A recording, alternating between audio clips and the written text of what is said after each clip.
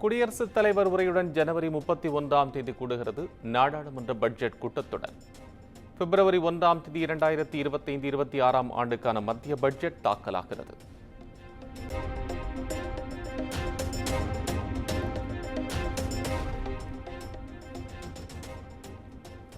ஈரோடு கிழக்கு தொகுதி இடைத்தேர்தலில் போட்டியிடப் போவது யார்? 65 பேர் வேட்புமனு தாக்கல் செய்துள்ள நிலையில் இன்று காலை 11 மணிக்கு பரிசீலனை.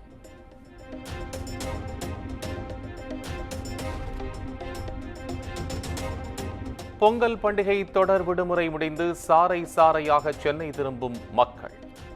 பரனூர் சுங்கச்சாவடியில் 4 கிலோமீட்டர் தொலைவுக்கு போக்குவரத்து நெரிசல்.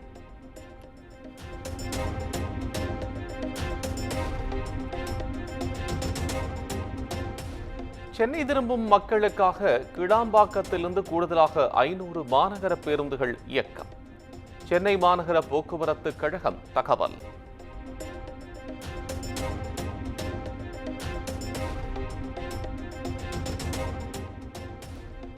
சென்னையிலிருந்து கவுஹாத்தி புறப்பட்டு சென்ற விமானத்தில் திடீர் இயந்திர கோளாறு. விமானியின் துரித நடவடிக்கையால் 162 பயணிகள் உயிர் தப்பினர்.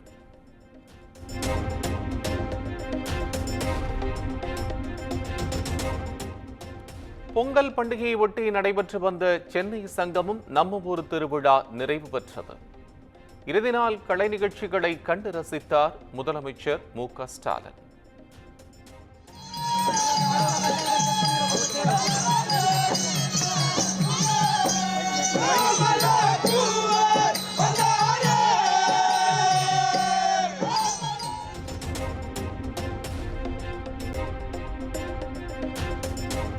டெல்டா மாவட்டங்களில் இன்றும் நாளையும் கனமழைக்கு வாய்ப்பு.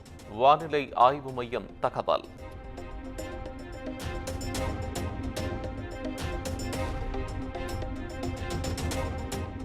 ராணிப்பேட்டை அருகே 2 இளைஞர்கள் மீது பெட்ரோல் ஊற்றி தீ வைத்ததால் அதிர்ச்சி. குற்றவாளிகளை காப்பாற்ற காவல்துறை முயற்சிப்பதாக பாமக நிறுவனர் ராமதாஸ் குற்றச்சாட்டு.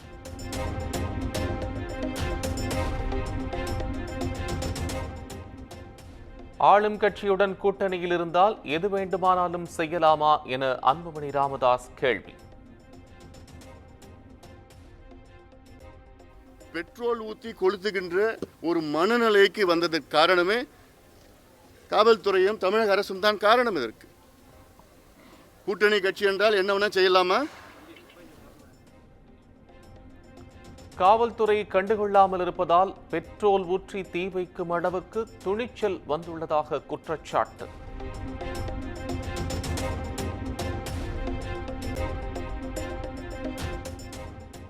தஞ்சை மாவட்டம் திருவையாறில் சத்குரு ஸ்ரீ தியாகராஜ சுவாமிகளின் 178வது ஆராதனை விழா. உலக புகழ் பெற்ற தியாக பிரம்ம இசையஞ்சலி நிகழ்வு இன்று நடைபெறுகிறது.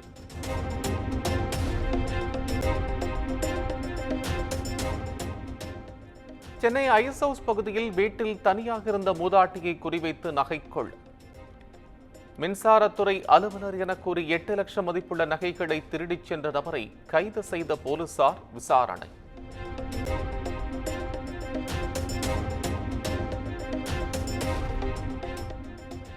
நெல்லை மாவட்டம் புளியங்குளம் பகுதியில் சேதுபதி என்பவர் வெட்டி படுகொலை. கேரளாவிலிருந்து விடுமுறைக்காக வந்தவரை கொலை செய்த மர்ம கும்பல் குறித்து போலீசார் விசாரணை.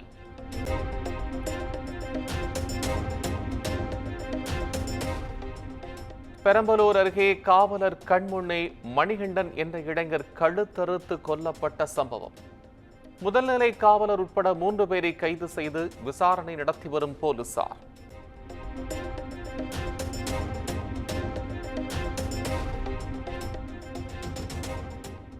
ஈரோடு அருகே சாலை விபத்தில் இன்ஸ்டா பிரபலமான ராகுல் உயிரிழப்பு.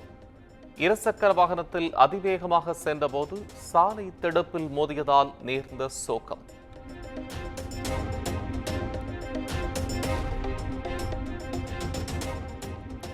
சென்னை கேளம்பாக்கம் அருகே 105 வயது மூதாட்டியின் பிறந்த நாள் கொண்டாட்டம். மூதாட்டியை பல்லக்கில் வைத்து பேரப்பிள்ளைகள் உற்சாக நடனத்துடன் ஊர்வலம்.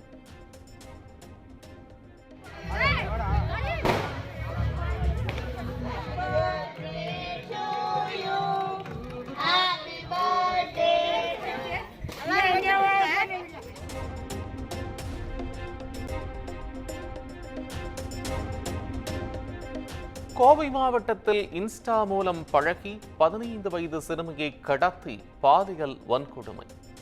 குற்றவாளியை கைது செய்து போலீசார் தீவிர விசாரணை.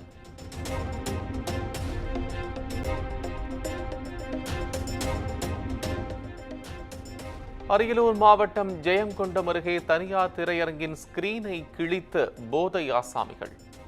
இருவரையும் அதிரடியாக கைது செய்து அழைத்துச் சென்ற காவல்துறை.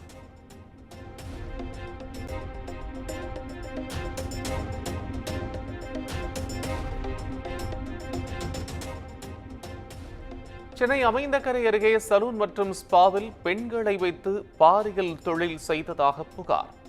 ஸ்பா உரிமையாளர் உட்பட 3 பேர் கைது, 2 பெண்கள் மீட்பு.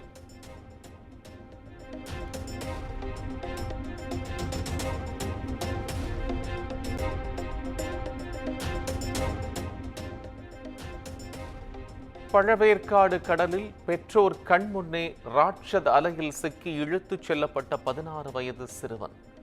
மாயமான சிறுவனை தேடும் பணியில் தீயணைப்பு மற்றும் கடலோர காவல் படையினர் தீவிரம்.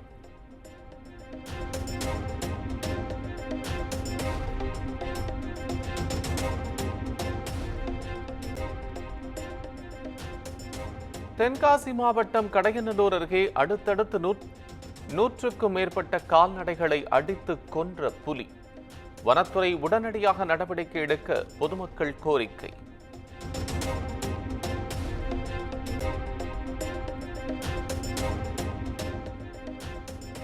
கொல்கத்தாவில் பெண் மருத்துவர் வன்கொடுமை செய்யப்பட்டு கொல்லப்பட்ட வழக்கு இன்று தீர்ப்பு வெளியாகும் என தகவல்.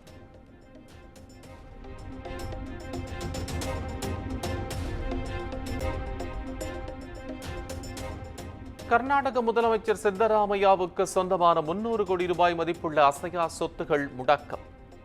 மூடா முறைகேடு வழக்கில் அமலாக்கத்துறை அதிரடி நடவடிக்கை.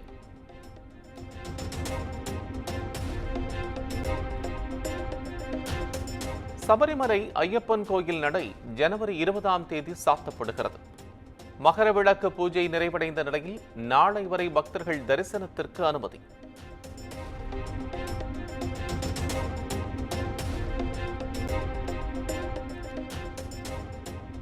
பாகிஸ்தான் முன்னாள் பிரதமர் இம்ரான்கானுக்கு 14 ஆண்டுகள் சிறை தண்டனை. இம்ரான்கானின் மனைவிக்கு 7 ஆண்டுகள் சிறை தண்டனை விதித்து பாகிஸ்தான் நீதிமன்றம் பரபரப்பு தீர்ப்பு.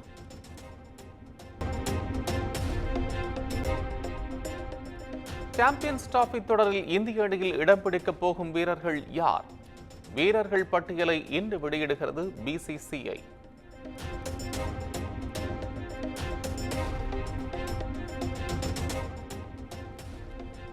பத்தொன்பது வயதுக்குட்பட்டோருக்கான மகளிர் T20 உலகக்கோப்பை போட்டிகள் இன்று தொடக்கம். மலேசியாவில் நடைபெறும் முதல் போட்டியில் ஆஸ்திரேலியா, ஸ்காட்லாந்து அணிகள் மோதுகின்றன.